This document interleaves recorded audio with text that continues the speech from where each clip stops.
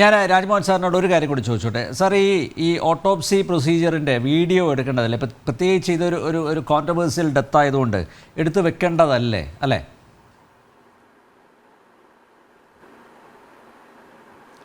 അല്ല, അത് അന്വേഷണ ഉദ്യോഗസ്ഥന് റിക്വസ്റ്റ് കൊടുക്കണമായിരുന്നു. ഇപ്പം എനിക്ക് തോന്നുന്നു ഇത് ആദ്യം തന്നെ വളരെ ലാഘവത്തോടെ കൈകാര്യം ചെയ്തു. കാരണം വെച്ചാൽ എനിക്ക് തോന്നുന്നു ആദ്യം തന്നെ ഈ മരണപ്പെട്ടപ്പോൾ അത് ഫസ്റ്റ് തന്നെ, കാരണം കഴിഞ്ഞ ദിവസം സംഭവം റിപ്പോർട്ടായിട്ടുണ്ട്, അതിൻ്റെ മാനസിക വിഷമത്തിൽ ഇദ്ദേഹം തൂങ്ങി മരിച്ചു എന്നൊരു ഫസ്റ്റ് ഇംപ്രഷൻ വന്നുപോയി. അത് എല്ലാവർക്കും വന്നുപോയി, അത് പോലീസിനും വന്നുപോയി, എല്ലാവർക്കും വന്നുകൊണ്ടായിരിക്കണം ഇത് വളരെ കാഷ്വലായി ഡീൽ ചെയ്ത്. പക്ഷേ ആ ജില്ലയിലത്തെ നമ്പർ 2 ഓഫീസർ തൂങ്ങി മരിച്ചു എന്നും അത് കുറെ കൂടി സീരിയസ് ആയിട്ട് എല്ലാവരും അതിന് ജുഡീഷ്യൽ പ്രിവ്യൂവിൽ കൂടി കാര്യങ്ങൾ കാണണമെന്നും അതിന് ഒരു സീരിയസ്നെസ് കൊടുത്തിട്ടും തീർച്ചയായിട്ടും ഇത് പോസ്റ്റ്മോർട്ടം നടത്തുന്നതും ഇൻക്വസ്റ്റ് കണ്ടക്ട് ചെയ്യുന്നതും എല്ലാം വീഡിയോഗ്രാഫ് ചെയ്യാമായിരുന്നു. ഇത് ചെയ്തിട്ടുണ്ടെന്ന് ഞാൻ കരുതുന്നു. ഇപ്പോൾ ഞാൻ കരുതുന്നത് പോസ്റ്റ്മോർട്ടവും ഈ ഇൻക്വസ്റ്റും ഒക്കെ വീഡിയോഗ്രാഫ് ചെയ്തിരിക്കുമെന്നാണ് ഞാനൊക്കെ ഇപ്പോൾ വിശ്വസിക്കുന്നത്. അങ്ങനെ ചെയ്തിരിക്കും എന്ന് ഇപ്പം ആത്മാർത്ഥമായി ഞാൻ കരുതുന്നുണ്ട്. അങ്ങനെ ചെയ്യട്ടെ എന്നാണ് എനിക്കൊക്കെ പറയാനുള്ളത്.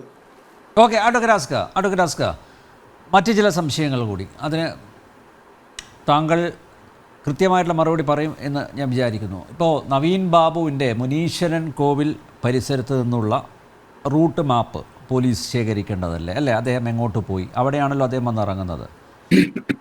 കഴിഞ്ഞ ഡിബേറ്റിൽ ഞാൻ പറഞ്ഞു, ആ ഡ്രൈവറെ വേണ്ട രീതിയിൽ ചോദ്യം ചെയ്തിട്ടില്ല, അതുപോലെ പ്രശാന്തനെ വേണ്ട രീതിയിൽ ചോദ്യം ചെയ്തിട്ടില്ല. അപ്പോൾ സ്വാഭാവികമായി ഇതിൻ്റെയൊക്കെ CCTV ദൃശ്യങ്ങൾ ശേഖരിക്കേണ്ടതാണ്. പ്രശാന്തൻ നവീൻ ബാബുവിന് കൈക്കൂലി കൊടുക്കാൻ സ്കൂട്ടറിൽ പോയതിൻ്റെ ദൃശ്യങ്ങൾ പതിഞ്ഞ CCTV എന്തുകൊണ്ട് നവീൻ ബാബുവിൻ്റെ മടക്കയാത്ര പിടിച്ചെടുത്തില്ല എന്നുള്ളൊരു ചോദ്യം. മാത്രമല്ല, നവീൻ ബാബുവിനെ ഈ ക്വാർട്ടേഴ്സിൻ്റെ താക്കോൽ ആരാണ് തിരിച്ചേൽപ്പിച്ചത്? ഇതെല്ലാം പൂട്ടിയിട്ടാണല്ലോ സാർ പോകുന്നത്. അദ്ദേഹം കണ്ണൂർ കലക്ട്രേറ്റിൽ നിന്നാണ് റെയിൽവേ സ്റ്റേഷനിലേക്ക് പോകുന്നത്. അപ്പോൾ തിരികെ വന്നപ്പോൾ അദ്ദേഹത്തിന് ഈ ക്വാർട്ടേഴ്സ് ആര് തുറന്നു കൊടുത്തു? ആരവിടെ ഉണ്ടായിരുന്നു? ഈ യാത്രാമധ്യേ അദ്ദേഹത്തിന് ആര് വിളിച്ചു? ഇതുമായി ബന്ധപ്പെട്ട് ഒക്കെ നിരവധി സംശയങ്ങൾ അന്തരീക്ഷത്തിലുണ്ട്. അതൊക്കെ അഡ്രസ്സ് ചെയ്യാൻ എന്തുകൊണ്ട് അന്വേഷണ സംഘത്തിന് സാധിക്കുന്നില്ല? അന്നമ്പീർ, ഇതില് പലപ്പോഴും അന്വേഷണ ഉദ്യോഗസ്ഥന്മാർക്ക് അവർ നടത്തിയിട്ടുള്ള അന്വേഷണത്തെ മാധ്യമങ്ങളുമായി സംവദിക്കുന്നതിന് പരിമിതിയുണ്ട് എന്നുള്ളതൊരു വസ്തുതയാണ്. ആ വസ്തുതകളിൽ നിന്നാണ് നിങ്ങളുടെ സംശയങ്ങൾ ചോദിച്ചുകൊണ്ടേയിരിക്കുന്നത്. ഇതില് വളരെ കൃത്യമായി മുനീശ്വരൻ കോവിലിൽ നിന്ന് ക്വാർട്ടേഴ്സിലേക്ക് എത്തിയത്, അതുപോലെ തന്നെ കയർ എവിടെ നിന്ന് വാങ്ങി എന്നുള്ളതിനെ സംബന്ധിച്ചുമൊക്കെ വളരെ കൃത്യമായി അന്വേഷണ ഉദ്യോഗസ്ഥന്മാർ അന്വേഷിച്ചിട്ടുണ്ടാവും. അതിപ്പോ പുതിയ കാലഘട്ടത്തിലായതുകൊണ്ട് CCTVയുടെ സഹായത്താൽ വളരെ കൃത്യമായി ഇക്കാര്യങ്ങളെല്ലാം ശാസ്ത്രീയമായി തന്നെ ബോധ്യപ്പെടുത്തുന്നതിന് ആവശ്യമായിട്ടുള്ള നടപടികൾ എടുത്തിട്ടുണ്ട്. 1. 2, ഇതിൽ ഏറ്റവും പരമപ്രധാനമായി അന്വേഷണ ഉദ്യോഗസ്ഥന്മാർക്ക് സംഭവിച്ചിട്ടുള്ള ഒരു പിഴവ് ഇക്കാര്യത്തിലുണ്ട്. അത് നേരത്തെ രാജ്മോഹൻ സാർ പറഞ്ഞതാണ്. കാരണം തലേ ദിവസം വാക്കുകൊണ്ട് മുറിവേറ്റ് വായ്ക്കരിയിടപ്പെടുന്ന സാഹചര്യത്തിൽ അദ്ദേഹം ആത്മഹത്യ ചെയ്തു എന്നുള്ളത് ഒരു നിഗമനത്തിൽ പോലീസ് ആദ്യം എത്തിയിട്ടുണ്ട് എന്നുള്ള ഒരു വസ്തുതയാണ്. അല്ലെങ്കിൽ ഒരു ജില്ലയിൽ ഇപ്പോ ADM എന്ന് പറയുന്ന ജില്ലയിലെ 2ാമത്തെ റവന്യൂവിന്റെ പ്രധാനപ്പെട്ട ഉദ്യോഗസ്ഥൻ എന്ന നിലയിൽ ഒരുപക്ഷെ അദ്ദേഹത്തിന് നിയമത്തിന്റെ മുന്നിൽ പ്രത്യേക പരിഗണനകൾ ഇല്ലെങ്കിൽ പോലും എക്സിക്യൂട്ടീവ് മജിസ്ട്രേറ്റിന്റെ സാന്നിധ്യത്തിൽ ഇൻക്വസ്റ്റ് തയ്യാറാക്കാമായിരുന്നു എന്നുള്ളതൊരു വസ്തുത. ഇനിയിപ്പോ ആ ഇൻക്വസ്റ്റ് റിപ്പോർട്ടിന്റെ കോപ്പിയിൽ എക്സിക്യൂട്ടീവ് മജിസ്ട്രേറ്റ് ആണോ ഇൻക്വസ്റ്റിന് സാന്നിധ്യം ഉണ്ടായിരുന്നത് എന്നുള്ളത്, റവന്യൂ ഉദ്യോഗസ്ഥരായിട്ടുള്ള എക്സിക്യൂട്ടീവ് മജിസ്ട്രേറ്റ് ആയിരുന്നോ എന്നുള്ളത് എനിക്കറിയില്ല വ്യക്തിപരമായി. ഞാൻ ആ ഇൻക്വസ്റ്റ് റിപ്പോർട്ടിന്റെ പൂർണ്ണ രൂപം കണ്ടിട്ടില്ല. അപ്പോൾ അത് ഒരു പക്ഷേ 100% ഞാൻ വിശ്വസിക്കുന്നത് ഒരു എക്സിക്യൂട്ടീവ് മജിസ്ട്രേറ്റിന്റെ സാന്നിധ്യത്തിലായിരിക്കും ഇൻക്വസ്റ്റ് നടത്തിയിട്ടുള്ളത്. അങ്ങനെയാണ് അത് ചെയ്യാൻ പാടുള്ളൂ.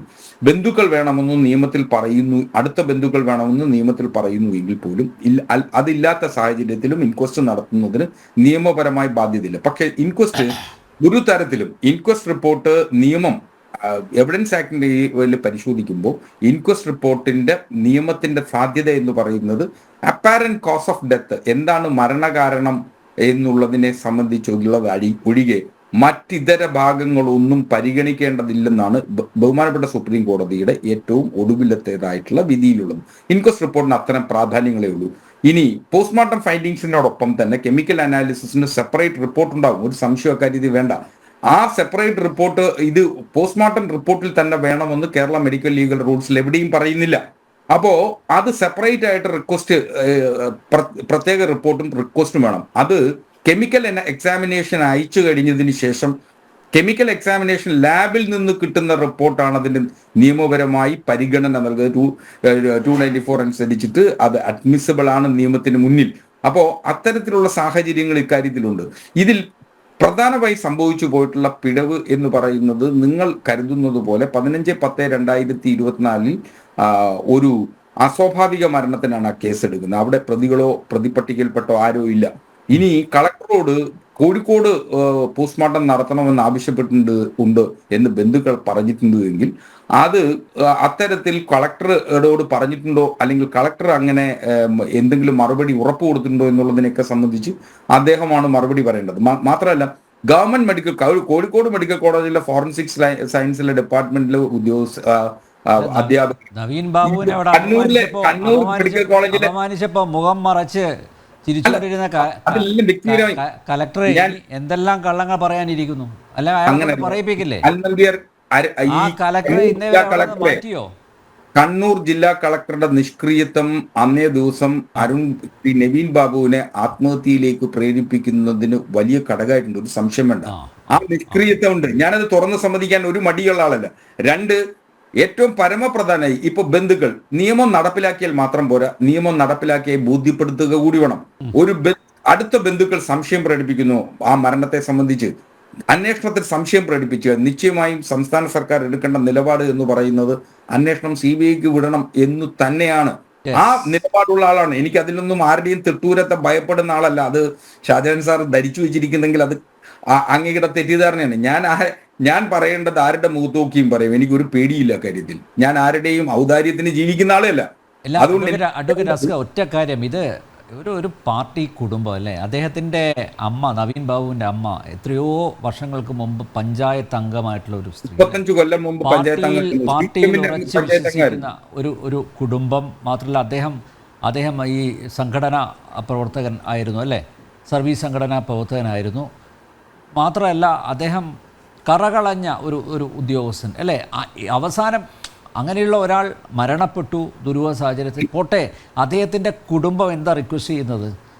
എന്നിട്ട് CBI അന്വേഷണം, എന്നിട്ട് സർക്കാർ പറയുകയാണ്. അതിനു മുമ്പ് CPM സംസ്ഥാന സെക്രട്ടറി പറയുക CBI അന്വേഷണം ഒന്നും വേണ്ടെന്ന്. ഇത് പറയാൻ ഇദ്ദേഹം ആരാണ്? ഈ MV ഗോവിന്ദൻ ആരാ?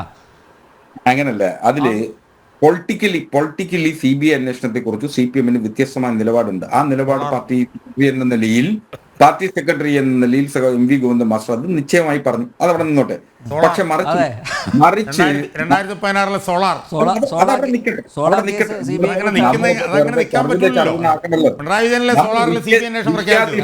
നിന്ന് സംസാരിക്കുമ്പോ വേറെ കാര്യങ്ങളിലേക്ക് പോണ്ട. നമുക്ക് CBI അന്വേഷണത്തെ കുറിച്ചല്ലേ നമ്മൾ പറയുന്നത്. അല്ല, അതവിടെ നിക്കട്ടെന്നേ. അതവിടെ പോരല്ലോ. സർക്കാർ പറഞ്ഞതാണ്. ഞങ്ങൾ അങ്ങയുടെ സമയത്ത് ഇടപെടുന്നില്ലല്ലോ. ഒരു മര്യാദയെങ്കിലും കാണിക്കേ. സമയത്തിന്റെ വിഷയമല്ലേ പ്രധാനം? വിഷയമല്ല. അങ്ങേക്ക് എപ്പോഴും ഇങ്ങനെ വർത്താനം പറഞ്ഞുകൊണ്ടിരിക്കണേ. ഞാനൊരു റേഡിയോ ഓൺ ചെയ്ത് വെച്ചാ പോരെ? ഞാനൊന്ന് പറയുന്ന പറഞ്ഞുകൊണ്ട് ഇടപെട്ടു, അത്രേ ഉള്ളൂ. ഞാൻ പറയുന്നൊന്നും അല്പം കേൾക്കാനുള്ള സഹിഷ്ണുത കാണിക്കേ. അപ്പോ ഒന്ന്, നവീൻ ബാബുവിന്റെ വ്യക്തി ജീവിതത്തെ സംബന്ധിച്ചും ഔദ്യോഗിക ജീവിതത്തെ സംബന്ധിച്ചും എനിക്കൊരു അഭിപ്രായ വ്യത്യാസമില്ല. 32 കൊല്ലത്തെ അദ്ദേഹത്തിന്റെ പൊതുജീവിതം കളങ്കരഹിതമായിരുന്നു എന്ന് സംശയലേശം എന്നെ പറയാൻ കഴിയുന്ന ഒരാൾ കൂടിയാണ് ഞാൻ. കാരണം പലപ്പോഴും പല ആളുകളോടും നിന്നും ഞാൻ ചോദിച്ചു മനസ്സിലാക്കിയതും അറിഞ്ഞിടത്തോളം അദ്ദേഹത്തെ സംബന്ധിച്ചിടത്തോളം അഴിമതി എന്ന് പറയുന്നത്, സ്വജനപക്ഷപാതം എന്ന് പറയുന്നത് തീണ്ടിയിട്ടില്ലാത്ത മനുഷ്യനാണ്. അദ്ദേഹം ലോവർ ഡിവിഷൻ ക്ലർക്കായി തുടങ്ങിയ കാലം മുതലുള്ള അദ്ദേഹത്തിന്റെ സമീപനം അങ്ങനെയായിരുന്നു എന്ന് തന്നെയാണ് ഞാൻ കരുതുന്നത്. അപ്പോൾ അദ്ദേഹത്തിന്റെ അമ്മ എന്ന് പറയുന്നത് 35 കൊല്ലം മുമ്പ് CPM നിയമിച്ച പഞ്ചായത്ത് അംഗമായി സേവനമനുഷ്ഠിച്ചിട്ടുള്ള ആളാണ്. പാർട്ടി കുടുംബമാണ്. അപ്പോൾ അവരാവശ്യപ്പെടുന്ന തരത്തിൽ അവരുടെ സംശയങ്ങൾ ദുരൂഹീകരിക്കുക എന്ന ഉത്തരവാദിത്വം പാർട്ടിക്കുണ്ട്. ആ ഉത്തരവാദിത്വത്തിൽ തന്നെയാണ് പാർട്ടി നിൽക്കുന്നത്. പക്ഷേ അപ്പോഴും ഇപ്പോ ശ്രീമതി മഞ്ജുഷ കൊടുത്തിട്ടുള്ള ഹർജി, ആ ഹർജി ഈ കേസിന്റെ അടിവേരിളക്കുന്നതാണ്.